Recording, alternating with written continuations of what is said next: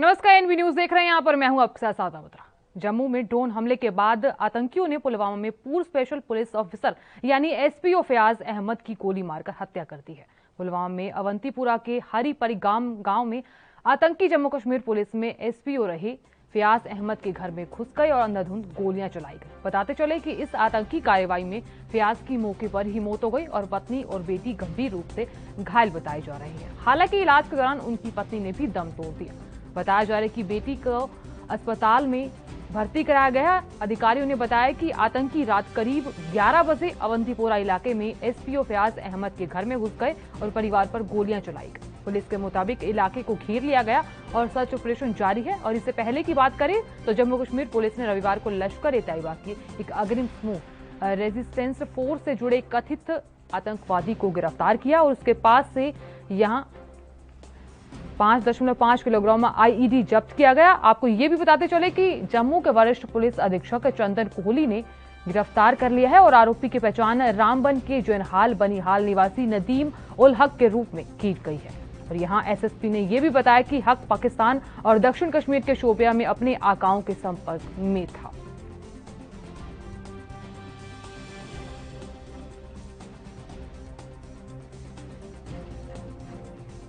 तो जम्मू कश्मीर में ड्रोन हमले के बाद एक और आतंकी हमला किया जाता है। तो यहां घर में घुसकर आतंकवादियों ने फायरिंग की है।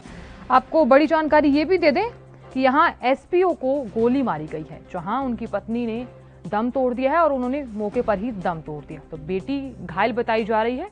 तस्वीरें आप साफ तौर पर देख सकते हैं कि किस तरह से परिवार में कोहराम मचा हुआ है। यहाँ कल एक ड्रोन के जरिए हमला किया जाता है और आज फिर से आतंकवादियों के जरिए इस घटना को अंजाम दिया जाता है, जिसमें पूर्व एसपीओ को गोली मारी गई है और उनकी मौके पर ही मौत हो गई। फिलहाल सुरक्षा बलों का सर्च ऑपरेशन जारी है। अब फिलहाल देखना यह है कि क्या भारत इसकी जवाबी कार्रवाई करेगा। यहां आतंकवादियों के निशाने पर पुलिस ने डेरा डाल लिया है। तस्वीरों में आप साफ तौर पर देख सकते हैं।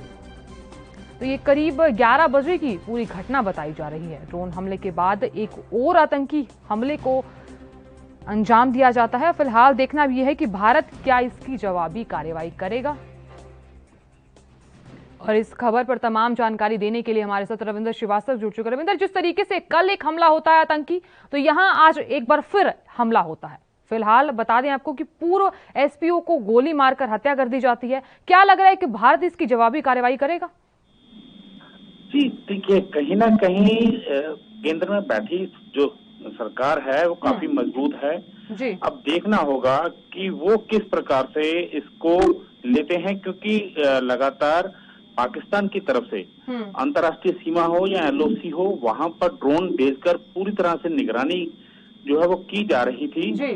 और लगातार ये अंदेशा जताया जा रहा था कि जिस तरह से 370 हटने के बाद कल मीटिंग हुई थी, सभी कश्मीर केंद्रित और जम्मू केंद्रित जितने भी पॉलिटिकल लीडर थे उनको बुलाया गया था, उनकी हाई लेवल मीटिंग भी हुई थी।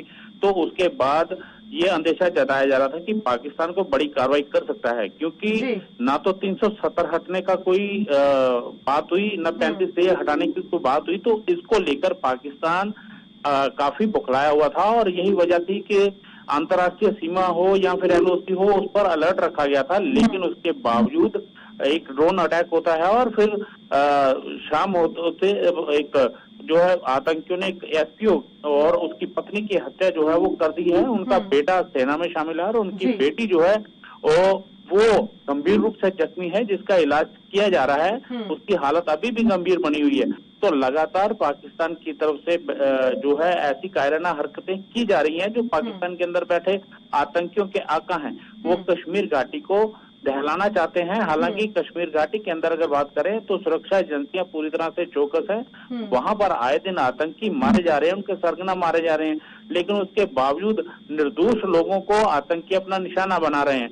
तो यह दर्शाता है कि आतंकियों के अंदर कितनी बौखलाहट है और अब आतंकी जम्मू को दहलाने की कोशिश कर रहे हैं। और कल ही जो है एक आतंकी पकड़ा गया था जिसके पास 5 किलो आईडी बरामद की गई थी और हथियार भी बरामद किए गए थे।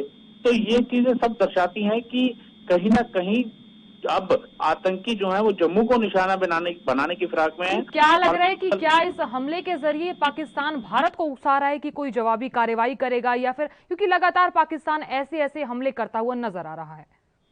देखिए साधना, ऐसी बात है कि पाकिस्तान लगातार जब से हम 3 से 4 दशकों की बात करें तो लगातार पाकिस्तान ऐसी कायराना हरकतें कर रहा है। कभी मुंबई अटैक हो गया, और कभी कहा जाए जो पठानकोट के अंदर अटैक हुआ था एयरफोर्स स्टेशन पर, तो कहीं ना कहीं पाकिस्तान संसद हमला भी हुआ था। तो पाकिस्तान लगातार इस प्रकार के हमले करके भारत को उकसाने की कोशिश कर रहा है, लेकिन भारत जो है वो संयम बरते हुए है। लेकिन आपने की भारत को उकसाने की कोशिशें की जा रही। चलिए, बहुत बहुत शुक्रिया तमाम जानकारी देने के लिए और जानकारी साझा करने के लिए। और उत्तर प्रदेश के मुरादाबाद में आज सुबह एक बड़ा हादसा हो गया। यहाँ थाना पाकपाड़ा के क्षेत्र स्थित लखनऊ हाईवे पर डबल डेकर बस और पिकअप अनियंत्रित होकर पलट गई। बताया जा रहा है करीब 5 यात्रियों की इस दौरान मौत हो गई है और जबकि करीब 20 यात्री घायल बताए जा रहे हैं। यहाँ घायलों को उपचार के लिए जिला अस्पताल में भर्ती कराया गया है। जानकारी के मुताबिक आपको बताते चले कि बस पंजाब से पीलीभीत जा रही थी। आगे चलने के कारण यहाँ पिकअप से टकराने के बाद हाईवे पर बस पलट गई। राहत बचाव का कार्य फिलहाल जारी है।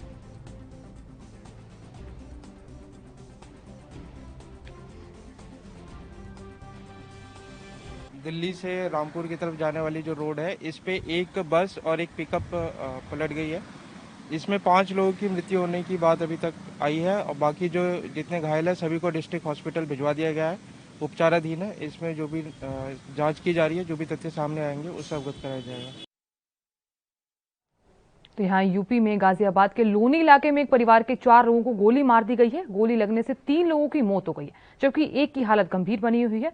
आपको बता दें कि मृतक का नाम रशीदी बताया जा रहा है। तो यहाँ गोली लगने से उसके 2 बेटों की भी मौत हो गई है, जबकि पत्नी की हालत बेहद ही गंभीर बनी हुई है। तो यहाँ कपड़ों का व्यापारी बताया जा रहा है और मामले की जानकारी मिलते ही लोनी थाना स्थित यहाँ पुलिस के आला अधिकारी मौके पर मौजूद रहे। बताया जा रहा है कि पुलिस सीसीटीवी कैमरे की मदद से हमलावरों की फिलहाल तलाश कर रही है।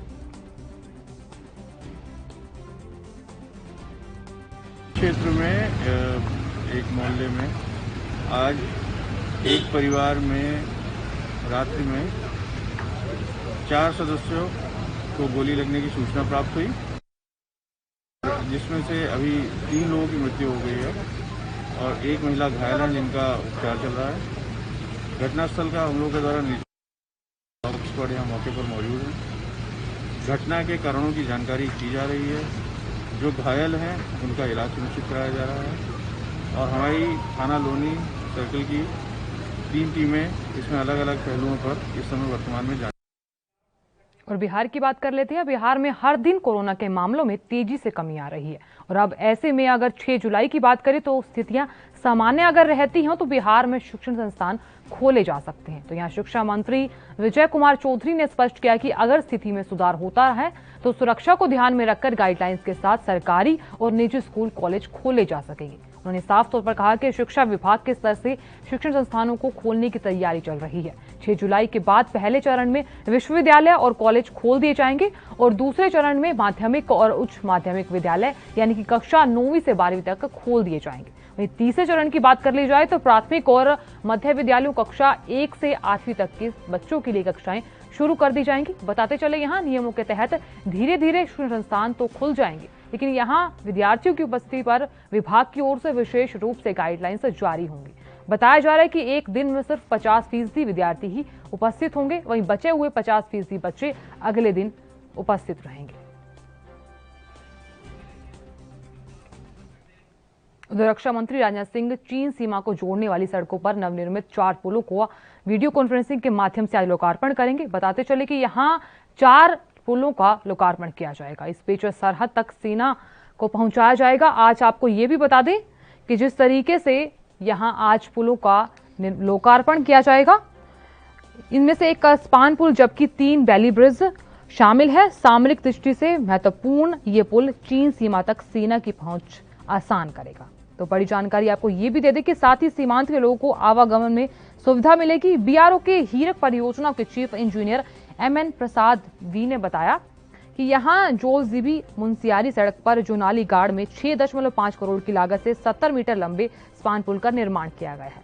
तावा घाट घटिया बगड़ मार्ग की बात कर ली जाए तो जुंती गाड़ में 140 feet triple single reinforced Bailey bridge और जोजीबी मुंसियारी सड़क पर कुरकुटिया नाला पर 180 feet double reinforced Bailey bridge और मुंसियारी बोगडियार मिलम मोटर मार्ग पर लासपा नाले पर 140 फीट डबल रेंसफोर्स्ड बेली ब्रिज का निर्माण किया गया है। इन पुलों का ऑनलाइन शुभारंभ आज रक्षा मंत्री राजनाथ सिंह करेंगे।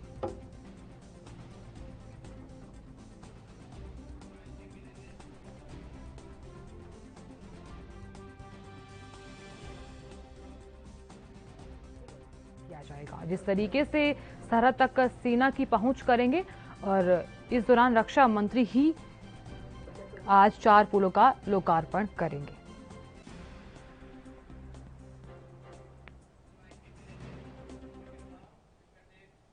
उधर बीजेपी राष्ट्रीय प्रवक्ता शहनाज हुसैन ने कहा कि देश की जनता जान गई है तो यहां राहुल गांधी सिर्फ भ्रम पैदा करते हैं। इस तरीके से राहुल गांधी की जनता बसती है। राहुल गांधी मन की बात सुने या ना सुने, लेकिन देश की जनता के मन में नरेंद्र मोदी बसते हैं। उन्होंने क्या कुछ कहा, आइए दिखाते हैं।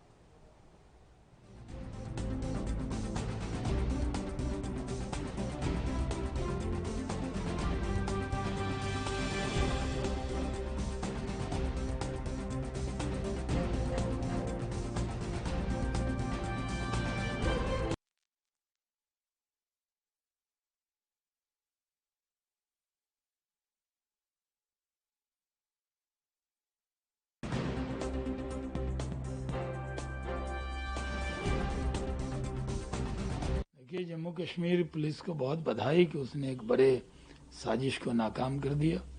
जिस तरह जम्मू कश्मीर के अंदर शांति, अमन और भाईचारा चल रहा है, बहुत सी विदेशी ताकतों को ये देखा नहीं जा रहा है। वो साजिश रच रही है। पहले ड्रोन से हमले की कोशिश की गई और वो भी जम्मू कश्मीर पुलिस ने कहा कि ये साजिश थी, वो सबको नाकाम किया है।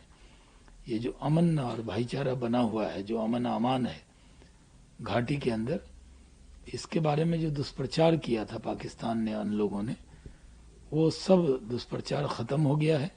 और अब जो एक मजबूती से शुरुआत हो रही है, जिस तरह से डायलॉग हुआ, उससे कई लोगों के पेट में दर्द हो रहा है। इसलिए पाकिस्तान परस्त ताकतें इस तरह की हरकत कर रही हैं। राहुल गांधी के मन में जो है, वो देश की जनता जान गई है कि वो सिर्फ भ्रम पैदा करते हैं। और प्रधानमंत्री के मन में देश की जनता बसती है। प्रधानमंत्री उनके लिए काम कर रहे हैं। राहुल गांधी मन की बात सुने न सुने, लेकिन देश के मन, जनता के मन में नरेंद्र मोदी जी बसते हैं और वो उनकी बात। और यहाँ लेंगे छोटा सा ब्रेक, जल्द हाजिर होंगे।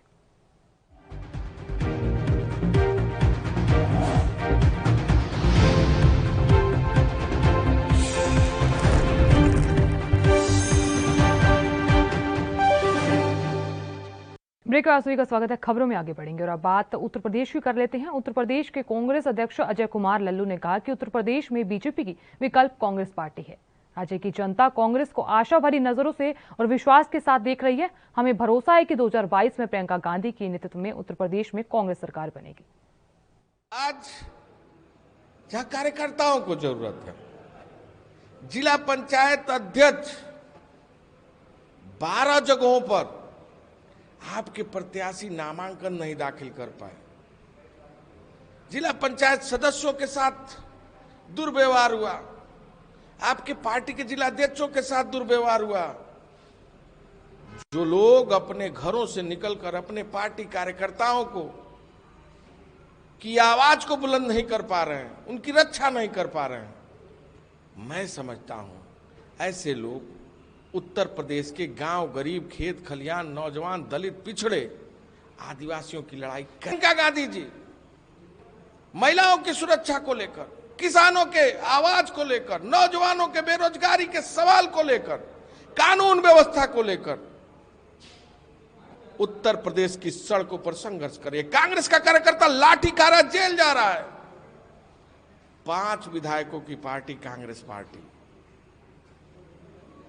आज सरकार के खिलाफ, दमन के खिलाफ, अन्याय के खिलाफ, अत्याचार के खिलाफ आवाज उठा रही है, लेकिन 48 विधायकों की पार्टी जो अपने आप को विपक्ष की पार्टी कहती है उसके कार्यकर्ताओं के साथ दुर्व्यवहार हो रहा है, साथ में खड़े होने पर उसको दिक्कत महसूस हो रही है, तो आप किस बात के विपक्ष है? विपक्ष कांग्रेस है जिसने जनता के जन भावनाओं, आदर और सम्मान की लड़ाई को लड़ने का काम किया है। किसान, नौजवान, महिला सुरक्षा, कानून व्यवस्था के सवाल पर सड़कों पर आंदोलन। और बिहार के गोपालगंज में मोहम्मद थाना से महज आधा किलोमीटर की दूरी पर शनिवार की रात आर्केस्ट्राओं की नर्तकी के बाद हथियार के बल पर एक युवक ने दुष्कर्म का अंजाम दिया है। तो यहाँ ये युवक वही था जो प्रोग्राम खत्म होने के बाद उसे उसके आवास पर पहुंचाने जा रहा था। घटना के बाद पीड़ित थाने पहुंची, लेकिन यहाँ इस मामले में आरोप ये है कि पुलिस ने उसकी शिकायत नहीं सुनी। इस बीच रविवार को पुलिस ने कार्रवाई करते हुए आरोपी बिजुल यादव को गिरफ्तार कर लिया है। एआईएमआईएम प्रमुख असुद्दीन ओवैसी ने रविवार को केंद्र की टीकाकरण नीति की आलोचना की। उन्होंने कहा कि केंद्र कोरोना टीकाकरण के बारे में लोगों को गुमराह कर रही है। तो यहाँ पीएम मोदी के नेतृत्व वाली सरकार देश को गलत जानकारी दे रही है। सरकार की तरफ से दिए गए बयान झूठे हैं। ओवैसी ने इससे पहले भी कई बार मोदी सरकार पर निशाना साधा है। ओवैसी ने यहाँ ये कहा कि केंद्र सरकार ने सुप्रीम कोर्ट में ये कहा था कि अगस्त तक वह 135 करोड़ वैक्सीन डोज की व्यवस्था करेगी। वहीं 28 मई की बात करें तो 28 मई को केंद्रीय मंत्री प्रकाश जावड़ेकर ने ये कहा था कि केंद्र दिसंबर 2021 तक 213 करोड़ वैक्सीन डोज उपलब्ध कराएगा। केंद्र सरकार का आंकड़ा 213 से घटकर 135 करोड़ हो गया। और उसके बाद अगर बात करें तो उन्होंने कहा कि केंद्र के झूठ का यहाँ पर्दाफाश हो गया। ओवैसी ने यहाँ ये कहा कि यहाँ बुरी तरह से बेनकाब किया जा रहा है, यहाँ वैक्सीन की नीति को खराब किया जा रहा है। इस बीच उन्होंने ये भी कहा कि जिस तरीके से मोदी सरकार वैक्सीन की रफ्तार को लेकर जनता को गुमराह करती हुई नजर आ रही है।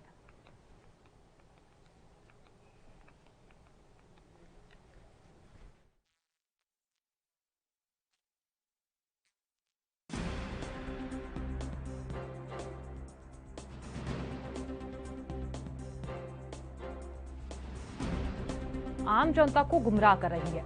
वैक्सीन की रफ्तार हो या फिर वैक्सीन की नीति हो और चाहे कोरोना वायरस हो, झूठे आंकड़े देकर केंद्र सरकार जनता को गुमराह करती हुई नजर आ रही है। तो बड़ा बयान सामने आया है। हालांकि पहले भी वो बयानबाजियां करते हुए नजर आते, लेकिन इस बीच उन्होंने जिस तरीके से मन की बात कल की 11 बजे, अब उनके बाद उनका बयान सामने आया। उन्होंने कहा कि झूठे आंकड़े केंद्र सरकार आम जनता तक पहुंचा रही है।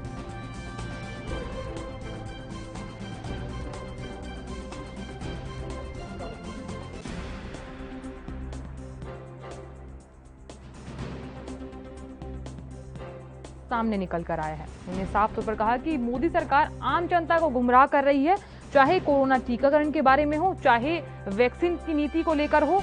यहां मोदी के नेतृत्व वाली सरकार देश को गलत जानकारी दे रही है।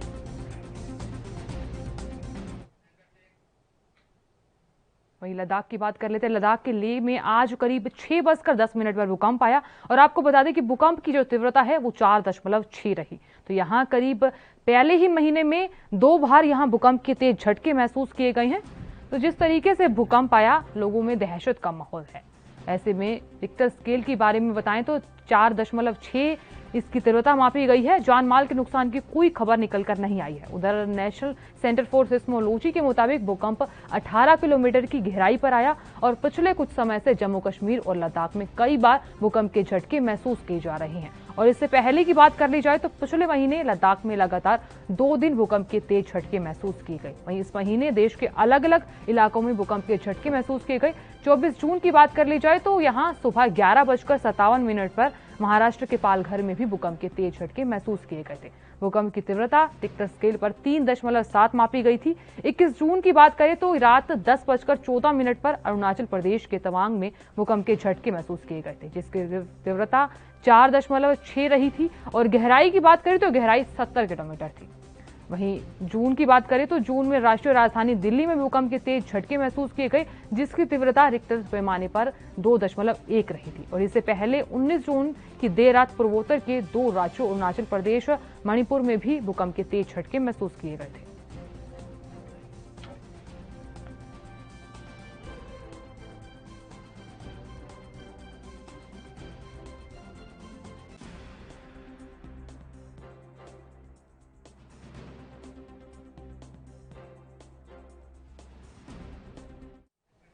उधर संयुक्त किसान मोर्चा यानी कि एसकेएम ने 3 कृषि कानूनों के विरुद्ध दर्ज किए गए मामले वापस लेने की मांग की है।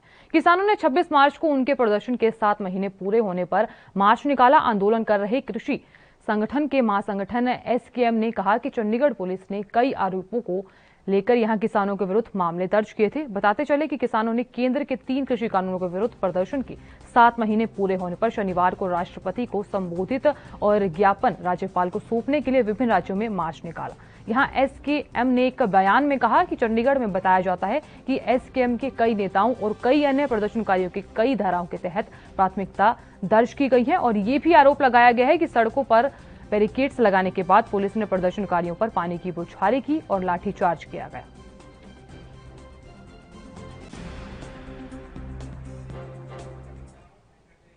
और चलिए पेट्रोल डीजल की बात कर लेते हैं। तेल कंपनियों ने आज सोमवार को पेट्रोल और डीजल के दाम में कोई बदलाव नहीं किया।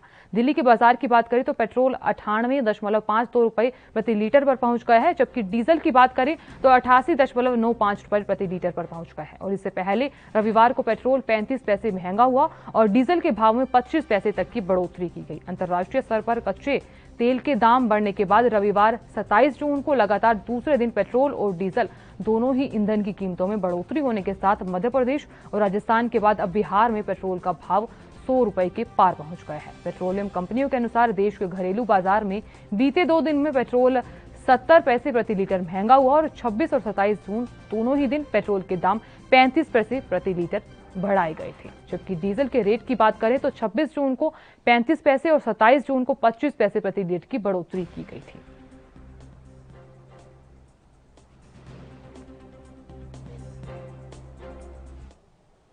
उधर देश के कई हिस्सों में आज बारिश हो सकती है और ऐसी संभावना भी जताई जा रही है। मौसम विभाग ने यहां ये जानकारी दी कि हिमाचली और पश्चिम बंगाल, सिक्किम और पूर्वोत्तर भारत के कुछ हिस्सों, तेलंगाना, कर्नाटक, मराठवाड़ा के कुछ हिस्सों में हल्की से मध्यम बारिश के साथ 1-2 जगहों पर भारी बारिश की संभावना जताई जा रही है।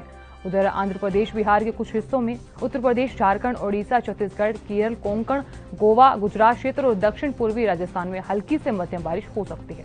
अंडमान निकोबार की बात करें तो यहाँ द्वीप समूह, लक्षद्वीप, तमिलनाडु और पश्चिम हिमालय में हल्की बारिश हो सकती है। उधर आईएमडी के पूर्वानुमान के अनुसार दिल्ली में सोमवार को आंशिक रूप से बादल छाए रहने की संभावना जताई जा रही है और विभाग ने अधिकारियों को जानकारी दी कि सोमवार को अधिकतम और न्यूनतम तापमान 40 और 27 डिग्री के बीच रहने की संभावनाएं जताई जा रही है।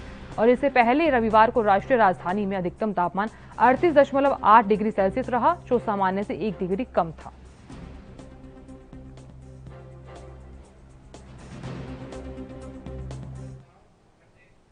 राजस्थान में कोरोना मामलों में कमी होने पर यहां पुष्कर में आज से मंदिर के द्वार श्रद्धालुओं के लिए खोल दिए जाएंगे। तो यहां आज 5 बजे से मंदिर के द्वार खोल दिए जाएंगे। आपको बड़ी जानकारी दे दें कि 4:45 पर यहां लाइन में लग गए थे श्रद्धालु। दर्शन करने के बाद यहां श्रद्धालुओं को काफी ज्यादा आनंद मिला।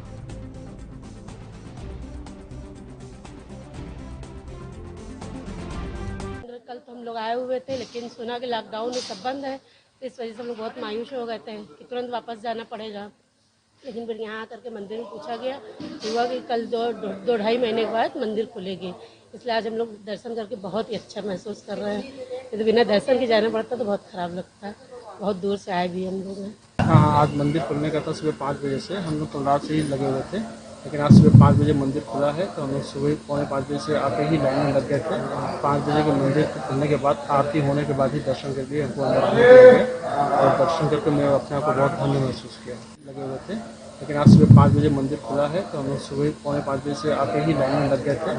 5 बजे के मंदिर खुलने के बाद आरती होने के बाद ही दर्शन के लिए हमको अंदर आने दिया गया। राजधानी दिल्ली में कोरोना से हालात अब नियंत्रण में है, लेकिन यहाँ दूसरी लहर के प्रभाव के बाद कम होने के बाद अब तीसरी लहर का खतरा बना हुआ है। इस बीच यहाँ ये पता चला कि यहाँ कोरोना के कई स्वरूप घूम रहे हैं, जिसमें सबसे अधिक जो खतरनाक साबित हुआ है वो डेल्टा प्लस खतरनाक हुआ है। कुछ सैंपलों में से 75% में यह मिला है।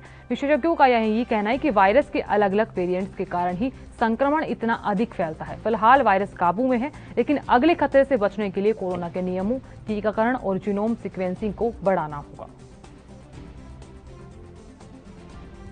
आपको बता दें, राजधानी दिल्ली में कोरोना से हालात नियंत्रण में है। तो यहाँ जिस तरीके से मामले बढ़ रहे थे, जिस तरीके से कोरोना आसमान छू रहा था, ऐसे में अब राहत भरी खबर निकलकर सामने आ रही है। लेकिन इसके बावजूद भी दूसरी लहर के प्रभाव के कम होने के बावजूद तीसरी लहर का खतरा अब हमारे लिए चेतावनी बनकर सामने आया है। जिस तरीके से एम्स के डॉक्टर रणदीप गुलेरिया ने भी कहा था कि अब तीसरी लहर आने वाली है, इसलिए सतर्क रहें। तो यहाँ साफ तौर पर विशेषज्ञ भी बोले हैं कि यहाँ बड़ी चिंता है देशवासियों के लिए। कोरोना का कहर अभी भी जारी है, हालांकि दूसरी लहर का जो कहर है वो थम गया है, लेकिन बावजूद इसके तीसरी लहर अब आने लगी है। कोरोना के कई स्वरूप भी दिल्ली में घूम रहे हैं, तो यहाँ साफ तौर पर कहा गया है कि बेहद चिंता का विषय है। और फिलहाल के लिए इतना ही। आप देखते रहिए ANV न्यूज। नमस्कार।